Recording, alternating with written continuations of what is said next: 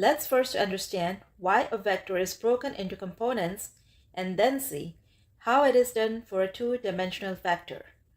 Imagine pushing a heavy box up on a ramp. Part of the force you're applying on the box goes into moving the box forward, and part of the force goes into countering the force of gravity. This example clearly illustrates how a single force applied at an angle actually works along two perpendicular directions. Force in this case is an angled vector. Here's the problem. Working with angled vector directly is messy. Angles make the math complicated. So, what do?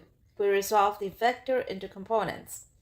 A two-dimensional vector has two components, and a three-dimensional vector has three components.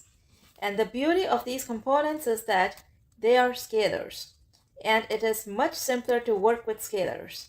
Let's take an example of vector A that is in the first quadrant. The length of the projection of vector A onto the x-axis is its x component, ax, and its value is a positive number. Similarly, the length of the projection of vector A onto the y-axis is the y component, ay of vector A, and it has a positive value. The other way to get the value of the x and the y component of a vector is to use trigonometry. Let's say vector A makes an angle theta A with the positive x-axis. In that case, ax equals a cosine theta A and ay equals a sine theta A. Let's now move to vector B in the second quadrant. Its x component, bx. It is along the negative x-axis, and its y component, ay, is along the positive y-axis.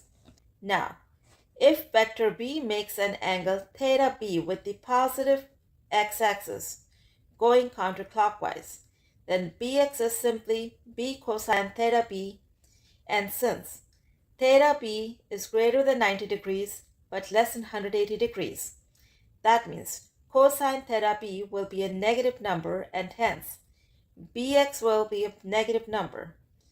By, it is b sine theta B, and it's going to be a positive number.